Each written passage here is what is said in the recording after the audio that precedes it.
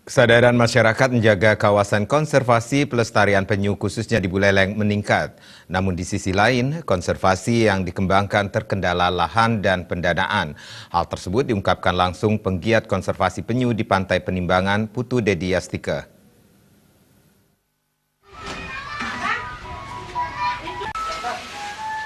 Ditambahkan Putu Dedi, kini di Buleleng sudah mulai berkembang beberapa kawasan konservasi, baik di Buleleng Timur, Tengah, hingga Barat. Namun dari semua penangkaran konservasinya, kapasitasnya masih skala kecil hingga menengah. Semua kawasan konservasi yang ada mengeluhkan pendanaan dan tempat konservasi yang kekurangan fasilitas. Padahal konservasi ini sangat penting guna menjaga populasi penyu yang ada untuk dijadikan ikon wisata. Terkendalanya pendanaan yang dialami belakangan ini membuat penggiat konservasi yang ada kini mengandalkan bantuan dari pihak ketiga atau swasta. Jadi sekarang sudah banyak relawan penyu bahkan dari Buleleng Timur sampai Barat. Yang kemarin di Banjar pelepasan tukiknya, dan semangatnya masyarakat Banjar tuh ingin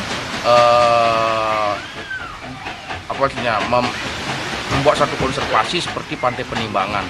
Jadi itulah kepedulian masyarakat Buleleng itu sudah tinggi, 90% sudah peduli dengan penyu.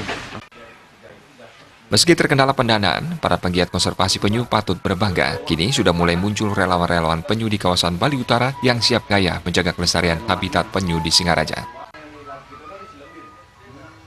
Komang Yuda, Bali TV.